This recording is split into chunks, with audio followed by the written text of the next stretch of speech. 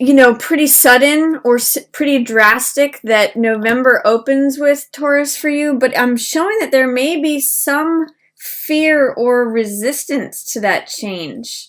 The first card that I'm getting out of the gate here is Tower in reverse. And Tower represents change that kind of comes out of nowhere, change that we may not see coming, and change that tears down old structures that have been in existence, or things that we thought were permanent. You can see Tower here is like the castle. It's made of stone. It's very stable. It's very well established. And that represents the established norm, the way things have been, the way things are, you know, governments, solid relationships, solid foundations, all of that. Lightning's coming in and striking Tower and causing it to catch fire and for everything to crumble. So I'm getting the image of Tower of Babel. You know, sometimes when you build too high, it crumbles down. So, and sometimes, you know, even things that look the most permanent can't be sustained over long courses of time. Even ancient ruins, you know, we'll see that what was built a long time ago and was very structured and rigid in its time eventually crumbles over the course of time. In many cases. For these lightning bolts coming in, this is new divine information that is affecting this tower and igniting it. So it's sudden change, stormy change, out in the middle of nowhere, unexpected, you know, don't always see this coming. In the reverse position, it shows that there may be some fear about that, some resistance about that, some delay, in some ways, the tower energy that is very much there, the change, the sudden dramatic change, forceful change, is not being allowed to come through clearly and easily. That means that you might be resisting this, or that you might, again, just have fears or doubts about it happening. So that is going to be my first message to you, Taurus, for November, is embrace the change. Embrace the storm. Don't fight against it. Don't swim upstream. See if you can work on allowing whatever change comes out of left field, because really it's breaking open to new structures.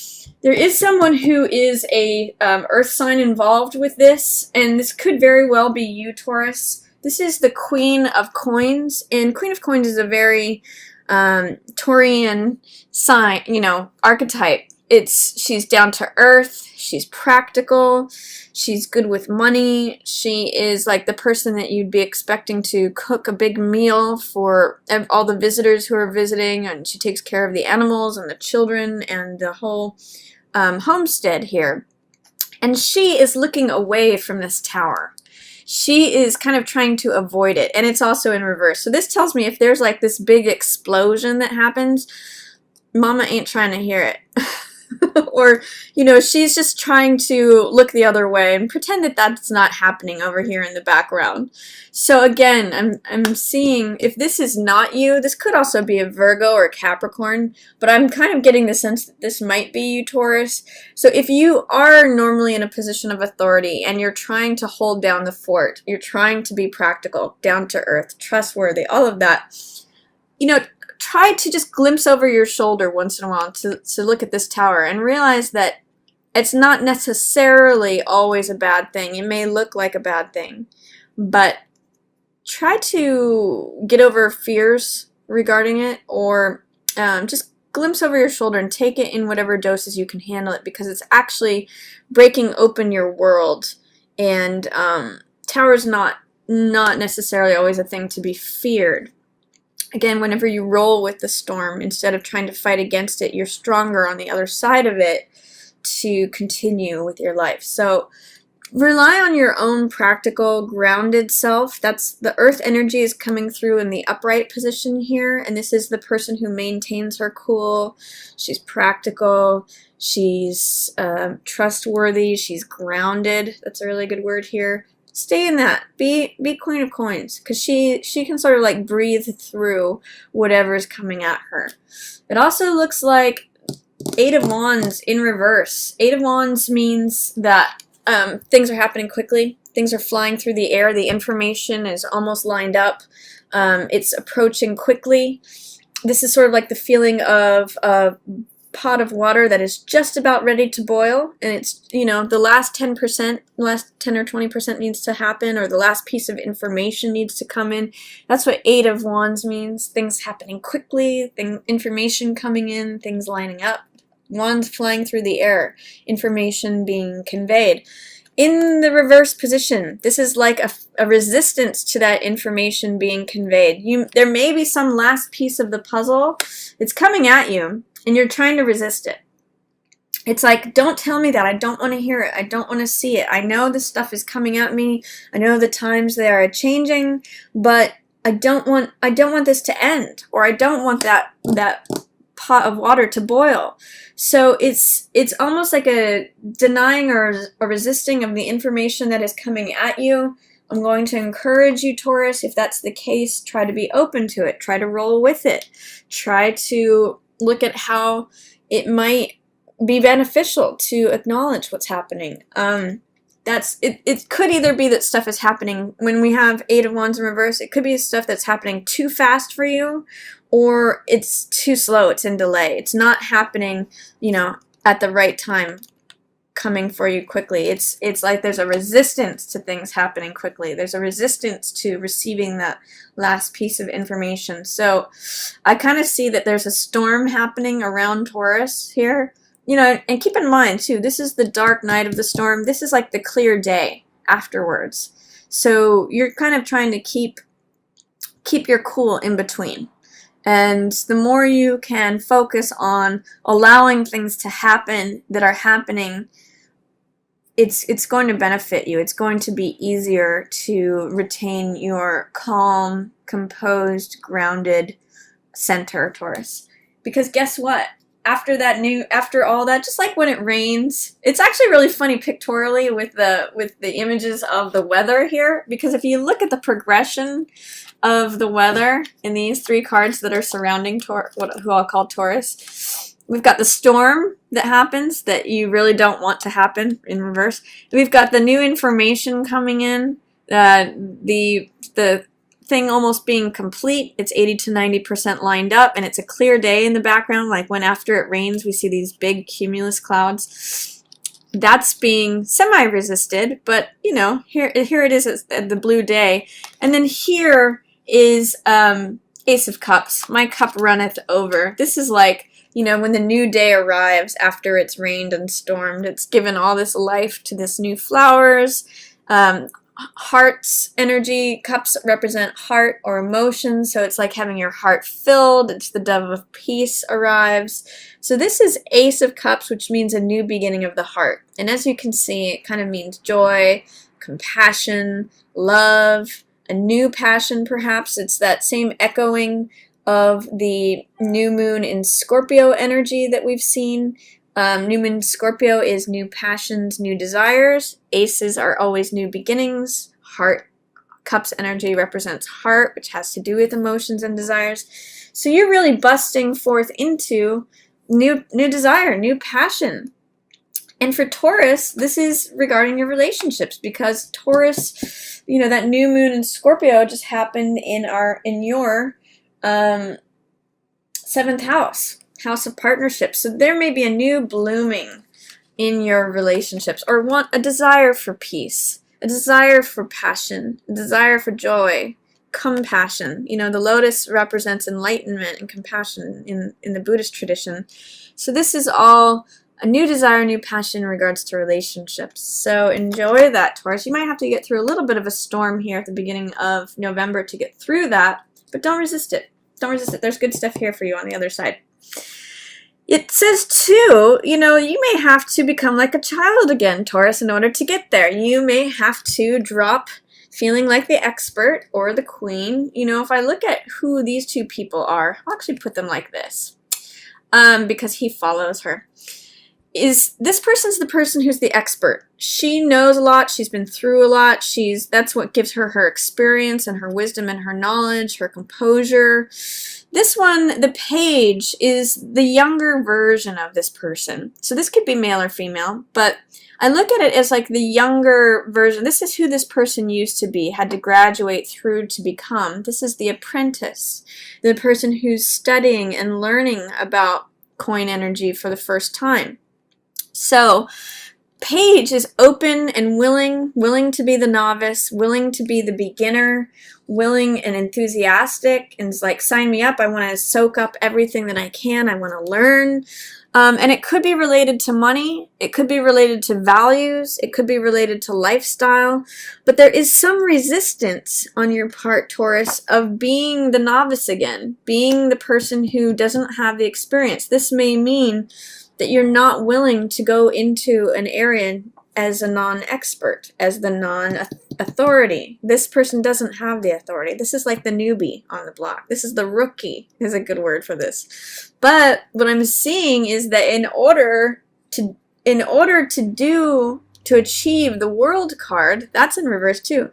In order to get to this, which is showing up for you here in the middle of the month, you have to be willing to be the rookie. Be the young part of yourself. Be the young earth sign that you used to be. Be willing to sign up as the novice and take on the role of the enthusiastic, willing, optimistic parts of page, because that's really leading you to world. And world means feeling free, feeling supported, feeling like your complete self that's getting support from the entire celestial sphere. I mean, we've got Leo the lion representing the fire energy and energy of, courageousness. Taurus here is you, representing the physical element, physicality. Scorpio is represented by the eagle, which represents transformation and is the water element. And then we have Aquarius here, which is represented by the person, represents air or the mind element. So it's like you're supported in all realms when world shows up. It's one of the best cards in the deck. It represents integration, freedom, victory, success, just completion of self, complete self. By blocking your willingness or optimism, you're blocking this, your access to this. Those are in reverse together. So as you become more open, as you become more enthusiastic, more willing, I'm even getting a sense of more vulnerable, more willing to be recognized or seen as the novice again, restarting, rebuilding, going back to a younger version of yourself or less experienced version of yourself, you reawaken this world. That's what allows you to get there. So consider that, Taurus. Don't be afraid to be like the young apprentice again, because guess what else it leads you to? Intimacy. Remember what I said about vulnerability? That's what this Lover's card is about. This is intimacy through vulnerability. You can see in this card, both of these people are naked, so they're being completely open with one another, completely connected. There's mature intimacy here going on, and it's love, it's compassion, it's care, it's lovers. It's as close as you can get with another human, and it's because you've been able to be vulnerable, be free, be open, be willing. It might be hard for you, and you might have resistance against that. That's what the cards in reverse are telling me. But if you can access it, this is there for you on the other side. This could be that new passion that's showing up for you. It could either be the beginning of a new relationship because you're open to it and allowing yourself for it, or it could be a new passion within your current relationship that by being this young person becoming free again, this comes about. So Taurus, there's some nice stuff for you here, especially mid-month, once you push through this, and if you're able to allow that younger side of yourself to come through. I mean, alternately, this could be another earth sign. This could be Virgo or Capricorn, maybe a child of yours that you're having a hard time with, and it's cramping in on your freedom, on you feeling like you get to be your full self. Like, this is the queen, and it could be that this is her in reverse because of interaction with this younger earth sign person, tension, friction. But I'm really getting the first interpretation more for you, Taurus, that this is the younger side of yourself. It could really go different ways for different different Taurians out there, but that's what's showing up. And then 2, I get, this is 2 of Wands in reverse. 2 of Wands has to do with personal power, courage, boldness. It's about a spiritual journey. In the card, it's like having the world in the palm of your hands, feeling like the world is yours. It's like the world is my oyster. And you do get help with this. This is your, I call it the Sherpa, but this is like when you're going on a mountain, mountain climbing, hiking Mount Everest or something. This is the person who carries stuff with you while you do your conquest, your travel, your exploration. I actually call it spiritual journey because it's, to me, this two of Wands is a spiritual card. Integrating self and other, working with someone else to achieve something. All the plans and actions, and fire represents activity and action. When this is in reverse, it kind of feels like the gears are grinding, or that maybe you're not working well with an employee, or not working, you're subsuming your own confidence and boldness and power. It could be within this relationship that you're feeling like you're giving it up, your own confidence, boldness, personal power, all of that because of this. But it could just be that for whatever reason, you are dampening yourself, or you're feeling a little less than, not feeling so bold, not feeling so confident, not accepting help could possibly be it. While there's another person wanting to help you, it could be like resistance to that help, or resistance to feeling like you can go out and do things. I'm not sure how it's going to show up for you, Taurus, but there it is. And then interestingly, you do receive help. These cards are both kind of interesting together. This card is a card of recovery, 6 of Swords. It has to do with going from stormy seas, hello Tower, to calmer horizons.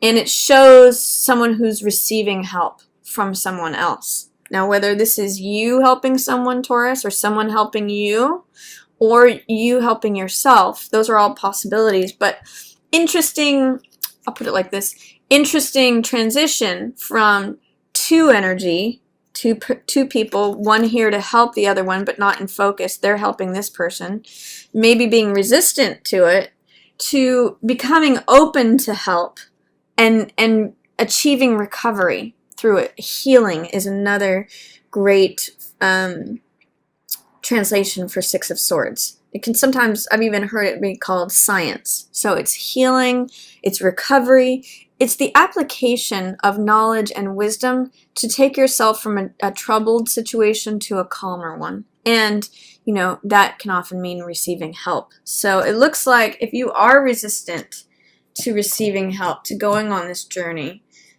by the time the later part of November rolls around, you may be more open to that. And this is a real channel of vulnerability, working with the effect of your world being turned upside down, maybe being more vulnerable, or accepting that you're a rookie or novice, that things are new, feel new again, that you don't necessarily have all the experience in this new situation, and maybe you are open to some help. So those are all possibilities going on there. I also see a air sign, 2 air signs in reverse, both Knight and Queen of Swords. So either of these cards could be directly air signs. So this could be Gemini, Libra, or Aquarius.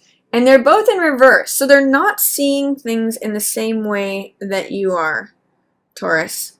These people are because they're air signs, they have to do with the mental element, mind people, in terms of thoughts, communication, ideas, knowledge, truth, wisdom. That's all air sign stuff. It's very mental energy.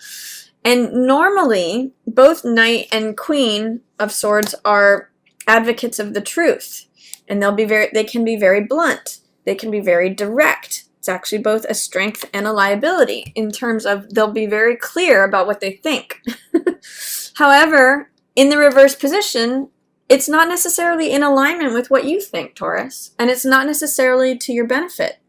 So there could be a person who's in an authority position who is saying things that are very curt to you, Or if this is you, that you're interpreting you as both of these queens, you know, this could be you not in your own truth, not feeling like you have the right to say what you want to say or defend your truth, because that's what Queen of Swords does. Or these could be other people. I mean, again, this could be a Gemini man, a Libra man, Aquarius man. They're kind of on both sides of this Four of Cups. So it tells me that there may be some disagreement regarding Four of Cups issues. Now, Four of Cups has to do with someone checking out, emotionally especially. Cups represent the heart and emotion. And Three of Cups says, or rather Four of Cups says, these three cups are always here, they're always the same, they'll always be the same. I'm bored, I don't care, I checked out. I'm just looking at I'm just like navel gazing. I actually call this a Rip Van Winkle card, because he just like kind of falls half asleep, and he's kind of unaware of what's going on around him. He's just focused on the three cups, like, is this all there is? Whereas the universe is trying to hand this person another piece of heart, another more emotional life, more, it's this cup. I mean, look at these cards. They're almost, this is what's being depicted here. I'm handing you the cup runneth over, peace, joy, new passion, new love, new creativity, all of that. But the Four of Cups person doesn't see that, because they're too preoccupied with what's going on in you know, in sort of like their cycle of thinking, that they miss out on this extra cup, that they don't see that they've checked out. They don't realize they're asleep or aloof or bored, or, you know, they just don't, they're not engaged. They're not present. So I get the sense here, Taurus, that there is some fighting of ideologies. You know, Queen of Swords and Knight of Swords are usually on the same side.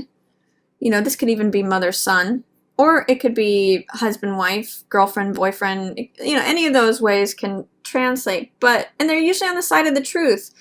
But both of them are upside down right now, because over this issue of non-participation in some way, aloofness, non-engagement, not being willing to see the cup that's coming towards them. You know, someone is not seeing that love is coming at them. They're kind of ignoring it. They're kind of just checked out. So that's going on for you at the end of the month, Taurus. And I'm just going to say, receive help. You know, be open, be vulnerable. Enjoy this lover's energy that's happening for you mid-month. Enjoy this new passion, new desire that's coming for you, like after the storm. There's a lot going on for you in November. So if it can help you, water energy is going to help this. If there is any dialogue between two people that is in conflict or in tension, bring water into the situation. Bring heart energy into the situation. This is where you unite, you know? Don't do a standoff ideologically. Let heart energy fuel what's going on here. So that's my reading for you, Taurus, for November.